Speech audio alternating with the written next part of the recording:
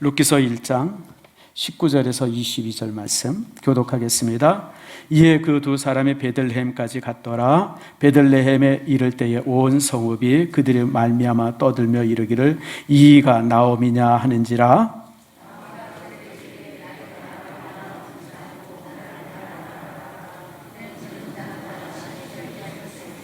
내가 풍족하여 나갔더니 여호와께서 내게 비어 돌아오게 하셨느니라. 여호와께서 나를 징벌하셨고 전능자가 나를 괴롭게 하셨거늘 너희가 어찌 나를 나옴이라 부르느냐 하니라.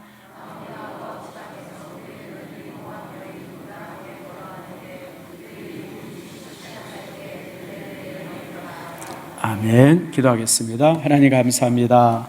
오늘 이 시간 이제 봄비가 내립니다. 봄비가 온 자연을 적시며 또 그곳에서 이제 푸른 새싹이 돋는 것처럼 오늘 우리가 말씀을 통해서 우리 인생의 새싹이 돋게 해주시고 푸른 인생이 되게 해 주시옵소서. 겨울 동안 메말라 있던 아버지 온 자연이 이제 푸른 그런 어떤 새싹으로 또 이제 새 잎으로 이제 덮이는 것처럼 우리 인생의 마름이 정말 주의 말씀으로 인해서 기름지게 해 주시옵소서. 말씀의 은혜가 우리 안에 가득 임하기를 원합니다. 주님 축복하시고 인도해 주시옵소서. 예수님의 이름으로 기도드립니다. 아멘. 우리 옆사람 한번 인사합니다. 축복합니다. 사랑합니다. 우리 뒷사람이랑도 인사합니다. 축복합니다. 용기를 내세요. 지지 마세요. 이런 인사도 해도 부자 되세요. 이건 좀 아니죠. 또 대문 좋습니다. 자, 오늘 이제 우리가 인사했습니다. 오늘 우리가 이제 룻기서를 읽습니다. 저는 개인적으로 룻기서를 아주 좋아합니다. 이 룻기서는 그 주변의 성경과 아주 환연하게 다릅니다. 이제 창세부터 시작해서 이제 사사기까지가 굉장히 아주 힘든 삶들에 대한 얘기죠. 그래서 룻기가 있고 룻기 끝나면 이제 사무엘상하, 열왕기상하 이러는데 이 룻기서는 그 중간에 딱 껴가지고 어떤 보석과 같은 책이 이제 룻기서입니다. 그리고 룻기서는요, 인류가 가지고 있는 모든 소설의 어떤 플롯의 원형입니다. 여러분 소설책 많이 읽잖아요. 많이 읽었죠? 뭐 읽으면 항상 이제 시작이 되어지죠. 전개가 되어지고 또 이제 갈등이 주어지고 갈등 속에서 또 이제 이렇게 뭔가 이제 결말이 주어지고 또 맨 마지막에 대단원이 이루어지고 이런 어떤 소설의 어떤 그 기본적 플롯이 있어요. 그 플롯의 원형이 사실은 룻기서입니다. 이 룻기서가 짧은 단편 소설인데 지금부터 3200년 전에 쓰여진 단편입니다. 그래서 모든 문학가라든지 시인이라든지 또 이제 드라마, 우리나라 드라마를 찍는 사람들은 아주 이제 막장으로 해가지고 룻기서랑 전혀 상관이 없지만 기본적으로 이런 소설을 쓰거나 이런 사람들에게 있어서 원형의 책을 잡으라 그러면 그게 바로 룻기서입니다. 그래서 룻기서는 이런 면에 있어서 아주 굉장히 중요한 그 의미 있는 책이죠. 특별히 이제 룻기서가 또 중요한 이유 중에 신학적으로 중요한 거는 룻이 살았을 당시가 굉장히 혼란스러운 때였었어요. 자, 1절 보세요. 따라합시다. 사사들이 치리하던 때에, 그러니까 맨 마지막 사사들에 의해서 치리하던 때. 근데 사사 때가 어느 때냐면 여러분 룻기서를 앞장으로 한 장만 넘겨보세요. 거기 보면 사사기 21장에 나옵니다. 21장 25절 말씀을 같이 한번 읽겠습니다. 시작. 그때에 이스라엘에 왕이 없었으므로 사람이 각자 자기의 소견에 옳은 대로 행하였더라. 무슨 말인지 이해가 되시죠? 왕이 없었어요. 그러니까 여호수아와 갈렙이 죽고 나서 한 305년 동안 왕이 없었습니다. 그러니까 각자 다 자기 생각대로 사는 거예요. 자기 생각대로. 자기 마음대로, 자기가 판단해, 그런데 얼마나 혼란스럽겠어요. 그래서 이 사사기 맨 마지막에 보면 베냐민 지파에 관한 얘기가 나오는데 이건 도대체 막장 드라마 중에 막장 드라마예요. 그러니까 우리나라 막장 드라마 쓰는 사람들 많죠. 임모라고 하는 작가, 뭐 아무튼 막장의 대가 아닙니까? 우리나라 드라마의 특징 중에 뭐 교통사고로 뭐 의식을 잃고 오늘 만나보니까 뭐 연애하던 사람이 뭐 친형제래나 무슨 뭐 이복 동생이래나 이런 막장 드라마 얘기. 그 임모 작가가 아주 우리 대표적인 사람 아닙니까? 근데 그 막장 드라마 얘기가 어디 나면 사사기 후반절에 나와요. 여행을 하다가 어떤 마을에 갔더니 그 이제 마을 남자들이 와가지고 그 아내를 겁탈하고 그렇게 되니까 그래서 죽자 이 남자가 또 자기 아내를 그냥 그 12토막으로 내가지고 그냥 다 또 돌리고 이게 도대체 있을 수 없는 일이죠. 이런 시대가 사사시대였었어요. 진짜 막장의 시대. 근데 그 막장의 시대를 살았던 사람이 바로 이제 룻입니다. 그 그러면서 이 룻의 그런 그 이야기가 또 이제 정말 아주 보석같이 빛나는 아주 이쁜 이야기입니다. 그래서 오늘 이 시간에 여러분들과 함께 이제 이 룻에 관한 기록들을 함께 살펴보면서 우리가 이제 함께 은혜를 나누는 좋은 시간 가지려고 합니다. 룻기서는 이제 이민으로 시작이 되는 책입니다. 이민. 여러분 이민 많이 가잖아요. 아마 주변에 이제 이민 간 사람들을 많이 있을 거예요. 우리나라도 사실 이민의 역사가 꽤 깊습니다. 이민을 가장 많이 간 나라가 사실 어디냐면 중국입니다. 중국 사람들이 이민을 굉장히 많이 갑니다. 언제 많이 가냐면 이제 원나라 때, 그리고 이제 청나라 때 많이 갑니다. 사실 원나라는 어디 사람입니까? 저기 몽고 사람이고요. 청나라는 여진족이잖아요. 사실 청나라 사람은 우리랑 사촌간입니다. 아주 가까운 압록강 옆에 살았던 사람들이거든요. 건주 여진이라든지, 사실 여러분 이성계가 태어나서 자란 곳이 건주 여진이 살았던, 그래서 건주 여진 사람들이요, 이성계가 왕이 됐을 때 되게 좋아했습니다. 우리 형제가 왕이 됐다고.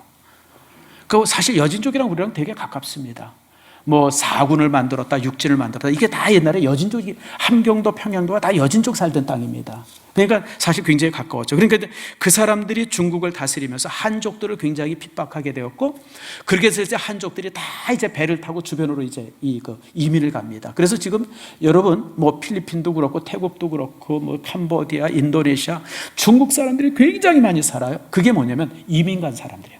우리나라도 언제 이민을 가냐면요, 19세기 때 이민을 그렇게 많이 갑니다. 조선 말기 때 너무너무 탐관오리 때문에 너무너무 살기가 힘들어가지고, 그래서 그때 이민을 굉장히 많이 가죠. 어디로 많이 가죠? 만주 쪽으로 많이 갑니다. 여러분 우리 일제시대 때 되게 유명한 시인 하나 있어요. 윤동주 씨. 윤동주 한국 사람일까요? 중국 사람일까요? 제일 만만한 이창호 집사님. 윤동주 한국 사람이 중국 사람. 여러분 조선족입니다. 윤동주 고향이요, 어디냐면 저쪽 만주에 있는 용정입니다. 용정. 거기가 이제 윤동주 씨. 그래서 여러분 중국 책에서는 윤동주 씨를 소개할 때 한국인이라고 소개하지 않고 조선족이라고 소개합니다. 여러분 우리나라 사람들이 만주에 굉장히 많이 살았어요. 사실은 여러분 조선 말기에 우리나라 왕들이 조금만 똑똑했으면요, 저 만주 이런 나라 다 우리나라 땅 될 뻔했습니다. 왜냐하면 그때 청나라는 우리나라만큼 막장이었거든요. 청나라는 우리나라보다 더 썩었습니다. 그러니까 19세기 초에 1840년 50년 뭐 이제 여러분 잘 아죠. 아편전쟁이 일어나고 그러면서 청은 사실은 그냥 진짜 껍데기밖에 없는 나라였었어요. 그러니까 먼저 그 깃발만 꽂으면 우리나라였었는데, 참 우리나라 그 썩어 죽을 왕들이 참 개판이 돼가지고 그냥 그 땅을 우리가 하나도 차지하지를 못하죠. 난 지금도 역사 공부를 이렇게 하면서 볼 때마다 너무너무 아까워요. 그때 고종 황제가 순종이 조금만 똑똑했으면, 만주 쪽에다가 그냥 태극기 깃발만 꽂았으면 저 만주 드넓은 땅이 우리 땅이 될 뻔했는데, 일송정 노래처럼 그거 하나도 못 건지고 말입니다. 참 너무 참 그렇죠. 사실 그래서 우리나라 굉장히 만주 쪽에 많이 가서 살았어요. 기록에 보면요, 블라디보스토크 이런 데 가면요, 그런 데 가면 조선족들, 우리 한국 사람들은 그 러시아 사람들이 아주 특별 대우를 했답니다. 아주 부지런하고 똑똑하고 이래서. 그랬는데 이제 사실은 이 20세기 들어서면서 그 땅을 우리가 하나도 하죠. 그래서 그때 우리가 이민을 많이 갔죠. 일제시대 때는 또 일본으로 많이 이민 갔어요. 저희 아버님 가족도 세 가정이 일본으로 이민 갔습니다. 물론 이제 징용, 징병으로 끌려가긴 하셨는데, 어쨌든 저희 집안도 저희 아버지 세대 세 분이 이제 일본에 가서 이제 다 자리 잡고 이제 사셔요. 그 형제들을 가끔 만나는데 아무 소용이 없어요. 뭐 한국말을 하나도 못하니까. 그래서 참 이제 그런 그 사촌들이 있는데, 아무튼 그렇고, 그래도 중국으로도 많이 이민을 갔습니다. 일제시대 때 건디기 어려우니까. 그리고 해방되면서 이민을 어디로 가냐? 미국으로 많이 갔습니다. 그래서 이제 어떤 희망의 나라로, 여러분 노래 있잖아요. 우리 초등학교 때 많이 불렀던 말, 희망의 나라로. 그 희망의 나라가 어디냐면 하와이입니다. 하와이. 그러니까 일제시대 때 하와이 이 사탕수수 농장에 굉장히 많이 이민 갔습니다. 그래서 하와이 한인들이 많이 사는 이유가 그랬고, 그 다음에 이제 파나마 운하 만들 때 그쪽으로도 한인들이 많이 갔고, 또 쿠바나 이런 데 사탕수수 농장에 굉장히 우리 한인들이 일제시대 때 많이 강제로 끌려갔습니다. 속아서 간 거죠. 속아서.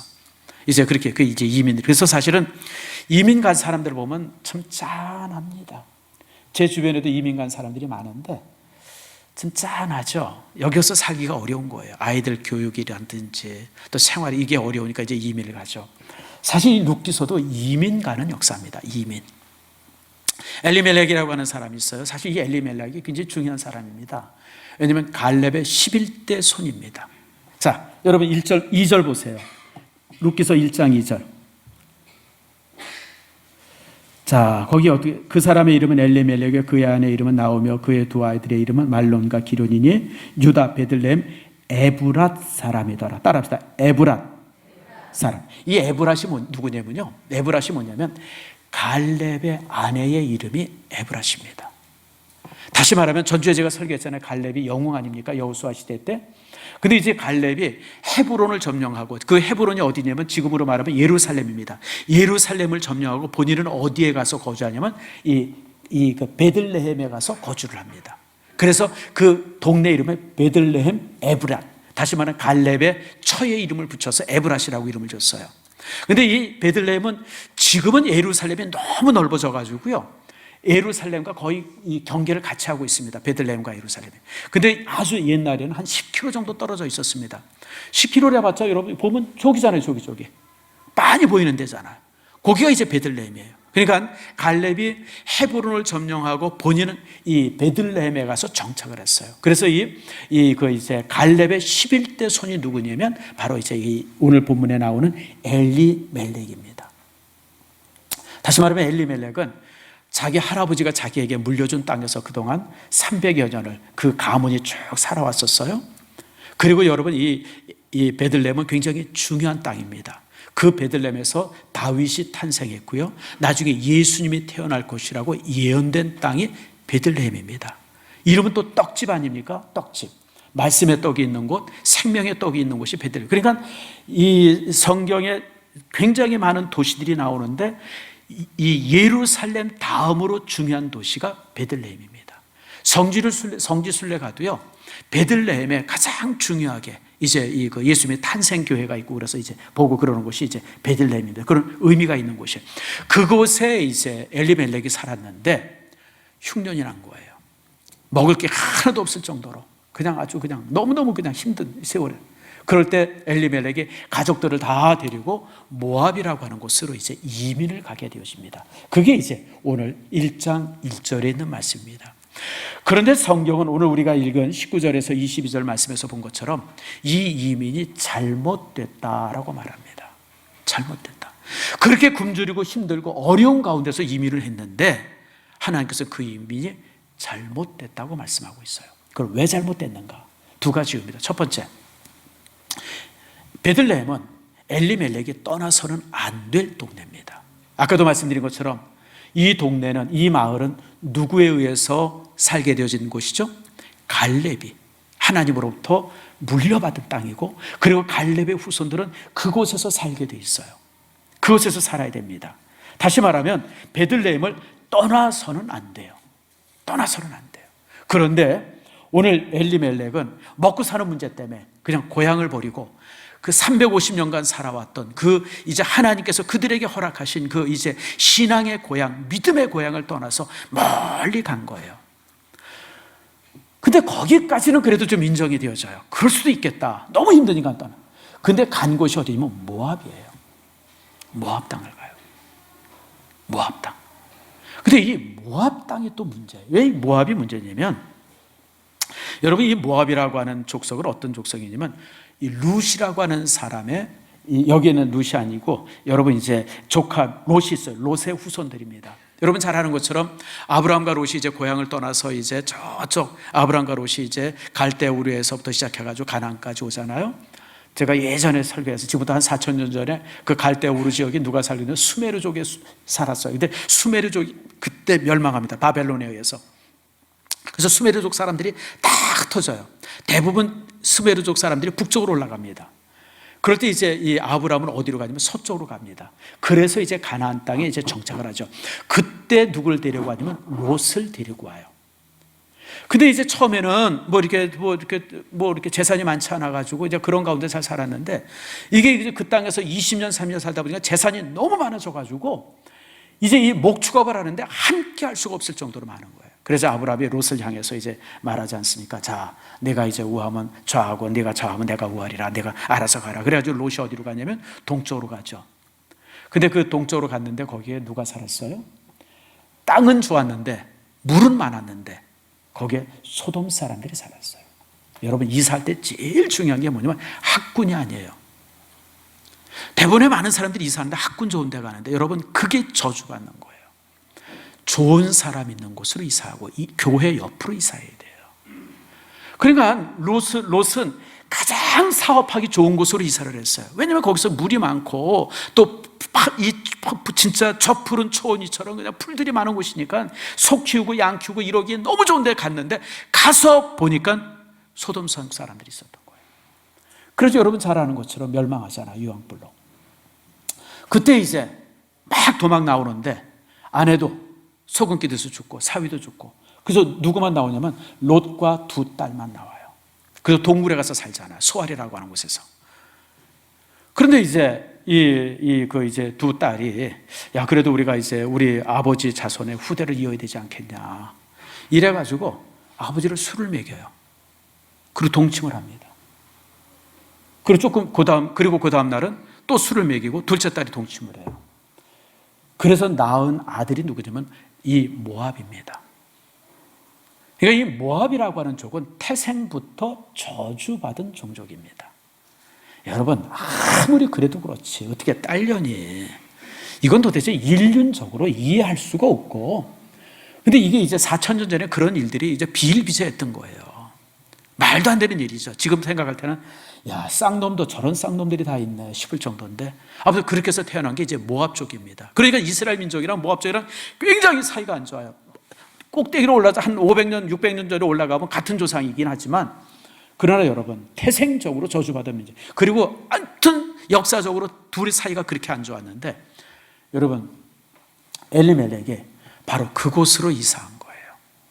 가지 말아야 될 곳에 간 거예요. 성도 여러분, 제가 여러분들에게 부탁합니다. 우리 믿음의 사람들이 무엇을 결정할 때 항상 이런 것으로 결정을 해요. 내게 유익이 되나? 돈이 되나?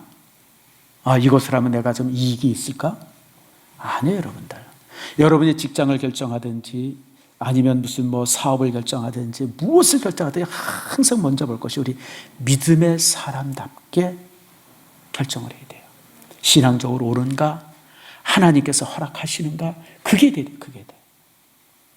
여러분, 직장 옮기는 것도 마찬가지예요. 제가 저번에 한번 이제 우리 누구랑 이제 대화를 하는데 누구 그 얘기를 하더라고요. 우리 큰 농장을 하는 분인데 저보고 그런 얘기를 하더라고요. 목사님, 외국인한테는 잘해줄 필요가 없어요. 그래요. 여러분, 외국인한테 왜 잘해주면 안 돼요? 우리나라에 지금 외국인들이 얼마나 많이 일하는데. 그래서 왜 그래요? 그분들 여기 와가지고 그렇게 돈 벌려고 애쓰는데 잘해줘야죠. 그랬더니 목사님, 그 사람들 안 돼요. 10원만 더 줘도 저쪽 앞으로 가요. 여러분, 내가 그랬어요 그분한테. 집사님, 10원 더 주면 그쪽으로 가야죠. 내가 여기 온 게, 저 사람들이 여기 온 게 돈 벌러 온 건데, 돈 벌러 오는데 무슨 의리가 뭔 상관이 있어요. 15만 더 줘도 저쪽으로 가야지. 근데 우리 믿음의 사람들은 그렇게 결정하면 돼요, 안 돼요? 안 돼요, 여러분들. 10원이 아니라 100만 원을 더 주고 1000만 원을 더 줘도 믿음의 사람들이 가도 되고 안 가서는 안 되는 곳이 있어요. 신앙의 양심상 내가 저기 가면 안 되겠다, 그럼 가면 안 돼요. 아무리 많이 줘도 내가 저기 가면 안 되지, 옳지 않지. 내가 저것을 먹으면 안 되지, 옳지 않지. 여러분들, 우리가 스스로 그런 결정을 할 수 있을 때 그게 믿음의 결정이에요. 근데 엘리멜렉은 그런 거 전혀 상관없어요. 그냥 먹고 살고 저쪽에 모압 땅에 지금 곡식이 많대. 그러니까 그냥 이 조상이 물려준 땅 상관없이 그냥 그게 우리랑 사이가 되게 나쁜 이민족인데도 불구하고 그냥 꾸역꾸역 거기 가서 정착하고 살아버린 거예요. 그것도 또 그 나라 여자들을 며느리로 얻어가지고. 여러분, 우리 믿음의 사람들이 너무 답답해도 문제가 있지만 우리 믿음의 사람들이 너무 이렇게 실용적이고 현실주의자가 되면 안 돼요. 믿음의 사람들이요, 믿음의 어떤 뼈대가 있어야지. 여러분, 믿음의 사람들이 아무거나 하면 되겠어요? 제가 설교를 준비하면서 가장 현실적인 사람이 누군가라고 한번 한번 찾아봤어요. 여러분, 지난 세기에 가장 현실적인 사람이 누굴 것 같아요? 지나온 세기에, 20세기에 가장 현실적인 사람. 내 놀란 게 이완용이에요. 이완용. 나 깜짝 놀랐어요. 이완용이 그런가. 그리고 이제 쭉 좀 읽어봤어요. 이완용이 원래는, 나 몰랐는데 요번에 안 겁니다. 이완용이 원래는 미국에 유학 갔다 온 그 유학생이더라고요. 그리고 원래 이완용은 친미파예요. 일본 사람들을 되게 싫어서, 일본 말도 못했고 일본 사람들을 되게 싫어했습니다. 근데 이제 와가지고 이제 대신을 하면서 이제 장관을 하면서 이제 친미파로서 그렇게 쭉 해왔는데 이게 곧 나라가 망할 것 같은 거예요. 개판인 거예요, 개판.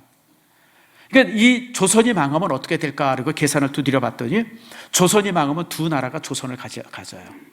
미국은 너무 먼 데가 있고 국경을 맞이하고 있는 중국이나 청나라죠. 청나라나 아니면 이제 일본이 조선을 갖겠다 생각하는데 청나라를 가질까 그러고 들여다봤더니 청나라는 조선보다 더 개판이에요. 뭐 군벌들이 득세하고 나라는 그냥 뭐 주인도 없고 그냥 지금 모든 대신들의 생각이 그냥 서태후 환갑자치 어떻게 할 건가 거기에 모든 관심이 있고 조선보다 더 개판인 게 청나라예요. 또 청일전쟁 해가지고 일본 사람들한테 그냥 이 청나라가 그냥 아주 박살이 났고 청나라는 아니구나. 그럼 일본이구나. 그럼 일본 편에 서 있다. 어차피 망할 나라인데 어차피 나라를 망한데 내가 여기에 버티고 있다고 해서 이 나라가 세워질 것도 아니고 그래서 이제 이완용이가 이제 친일파가 됐다는 거예요.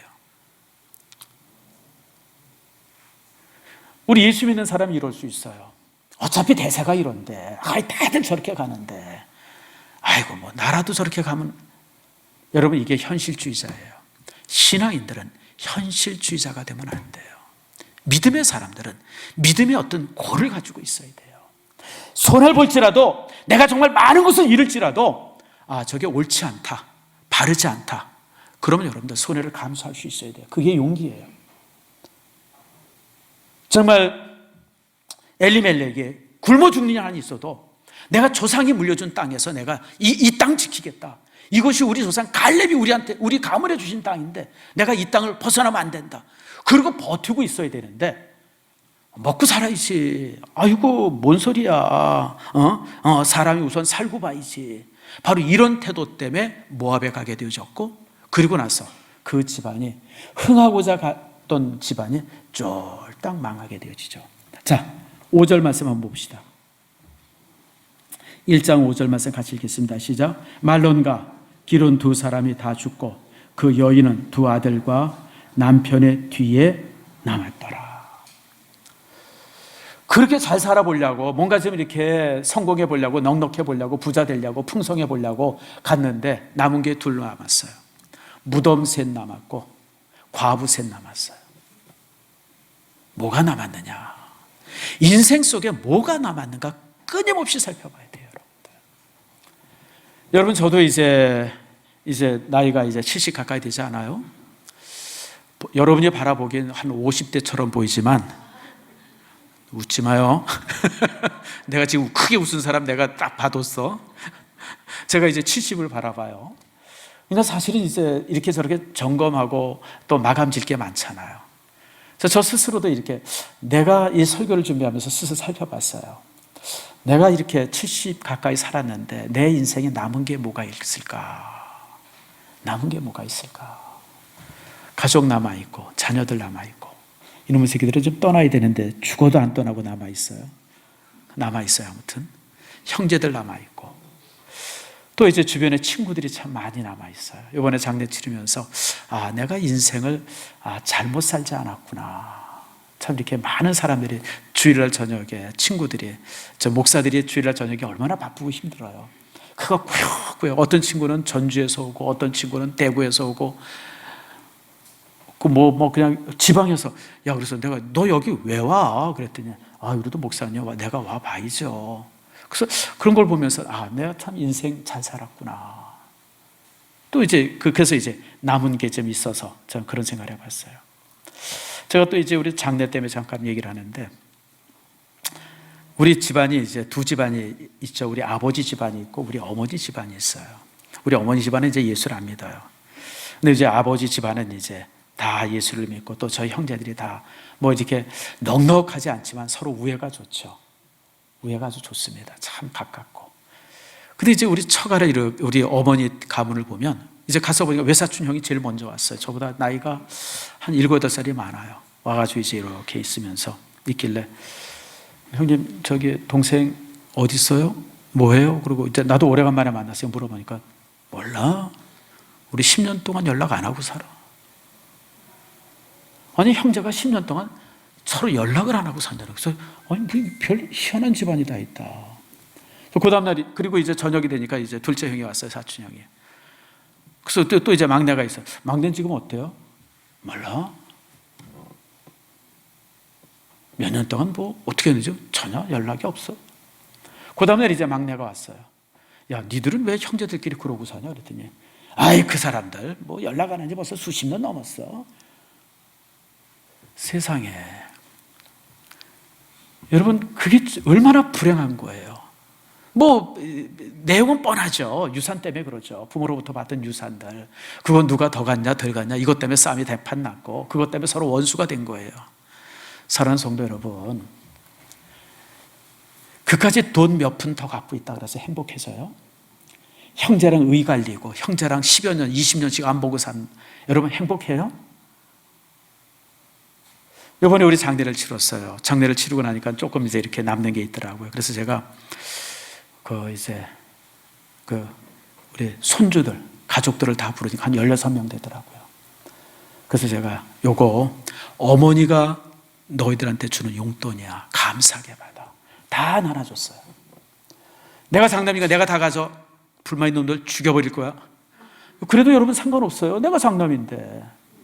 근데 여러분 그런다고 내가 풍요해져요? 그래서 다 갖는다고 내가 행복해서요? 아니죠, 여러분들. 다 마서 남는 거. 손주들 불러서 다 주고. 이놈의 손주들이 야 이거 너희들 할머니가 너희들한테 주는 용돈이야. 이놈들이 할머니 죽는 걸 얼마나 좋아하는지 입이 그냥 막 여기까지 찢어져가지고 저 다 나눠줬어요. 다 남김없이. 우리 며느리들도 다 하나씩 가져가라. 다 나눠주고 n분의 1로 나눠줘. 다 나눠줬어요. 여러분 그게 복된 삶이지. 그냥 돈 몇 푼 더 가지려고 그냥 형제랑 원수되고 그냥 가족이랑 원수되고 미워하고 그냥 서로 뒤에서 그냥 험담하고. 여러분 인생 그렇게 살지 마세요.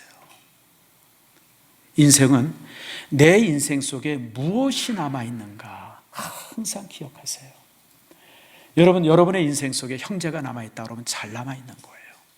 잘 산 거예요 여러분들. 형제들이 남아있으면 정말 잘 산 거예요. 형제들끼리 여러분들 잘 지내기 참 쉽지 않더라고요. 잘 지내세요 여러분들. 잘 지내는 방법은 딱 하나야. 내가 손해보면 돼요. 내가 손해보면요 형제들끼리는 잘 지내게 돼 있어요 여러분들. 만약에 여러분들이 사는데 좋은 평판이 남아있다 그러면 여러분은 정말 잘 산 사람이에요. 누구에 대해서 얘기할 때 그분 참 좋은 사람이야. 아이고 그분 참 아깝네. 어떻게 그런 일을 당했어. 여러분 이런 얘기를 들어야지.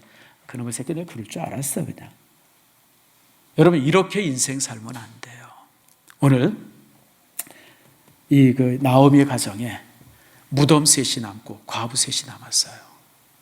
10여 년 동안 죽기 살기로 고생했는데 이민 가가지고 잘 살아보려고 그렇게 했었는데 결국 남은 게 뭐냐면 무덤 셋 남았고 남편이랑 자식들 그 다음에 과부 셋 남았어요.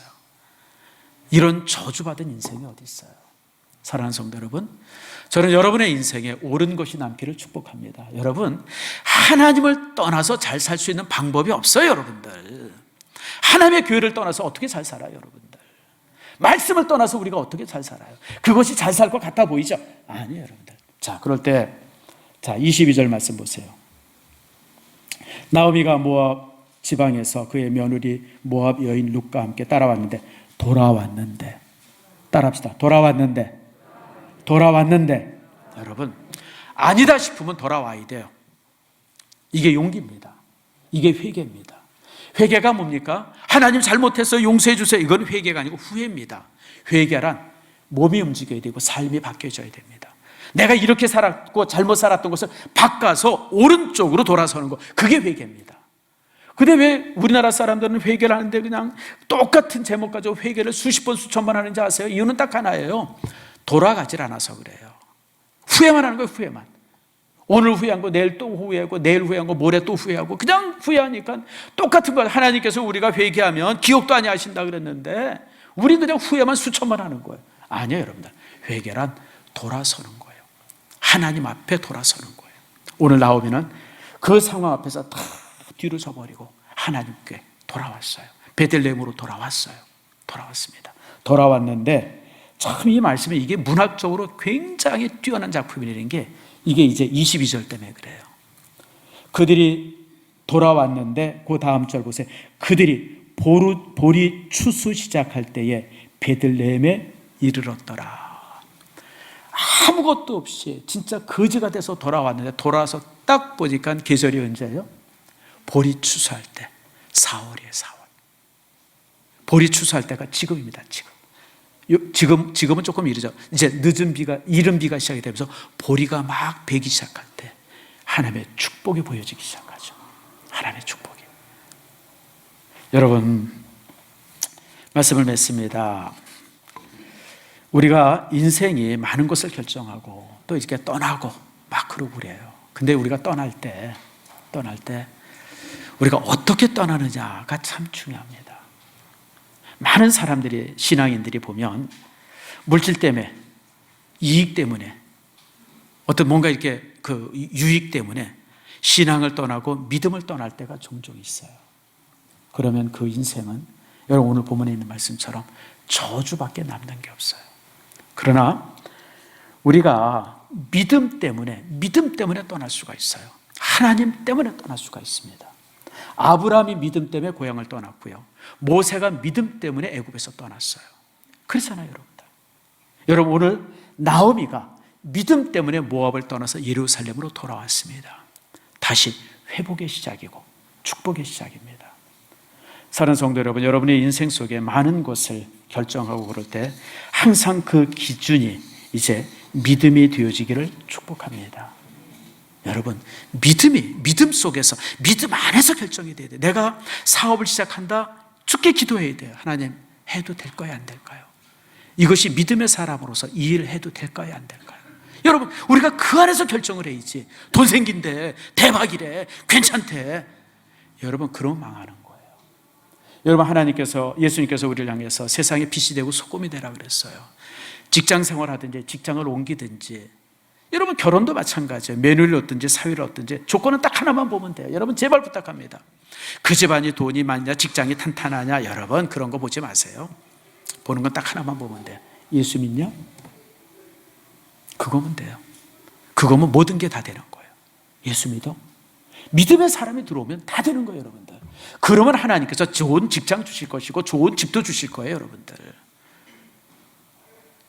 제 친구 아들이 한 몇 년 전에 이제 이렇게 결혼을 했어요. 장로님 딸이랑 목사 아들이랑 결혼을 하려고 이제 준비를 했어요. 근데 장로님 딸이 파혼을 선언했어요. 안 하겠다고. 이유가 뭐냐면 자기 언니는 결혼할 때 아파트를 사서 결혼했는데 이놈의 지질이 가난한 목사 아들은 전세로 시작한다는 거예요. 그래서 결혼 안 했어요. 지금 그 아들이 얼마나 잘 돼 있는지 아세요? 저기 지금 송도에 있는 그 뉴욕대학 분교에 무슨 학과장인가 하고 그럴 거야 아마. 그래서 내가 참 그때 그 모습을 보면서 참 바보다. 아니 사람이 건실하면 되지. 사람이 됐으면 되지. 그리고 목사 아들이 무슨 수로 집을 해줘요. 나 두 아들 있지만 내가 무슨 수로 지불했어요. 근데 그렇다고 그래가지고 파혼이 돼가지고 그래서 내가 얼마 전에 그 장로님 댁에 있는 목사를 만났어요. 야, 그 딸 시집 갔니? 그랬더니 아직도 못 갔어. 참 불행한 결정이죠. 사랑하는 성도 여러분, 신앙 안에서 결정하세요. 지금 당장 그들의 조건이 어떻든 여러분 뭐 그런 거 중요하지 않아요, 여러분. 하나님이 축복하시면요, 과부 셋인데도 여러분 다윗의 조상이 되어질 수 있잖아요. 하나님이 함께 하시면요, 여러분들 기적을 만들어내요. 지금 당장 부족하다 그래서 여러분들, 그거 믿는 사람이면 돼요. 교회 가까우면 돼요. 하나님이 기뻐하시는 일 하면 돼요. 나머지는 하나님이 책임져 주세요. 아멘 하십니까? 여러분, 무엇을 하든지 간에 이것이 하나님 앞에 옳은가, 이것이 하나님 앞에 정말 바른가, 하나님께서 축복하실 만한 일인가, 그것이 기준이 되면 돼요. 그러면 나머지는 하나님이 책임져 주세요. 그게 믿음이에요, 여러분들. 너무 계산해가지고 아까 이완용처럼 어차피 망했는데 그냥 숟가락 하나 더 얹지, 그런 인생 살지 말고 신앙 안에서 옳게 판단하고 믿음 속에서 바르게 결정하는 여러분들 되시기를 축복합니다.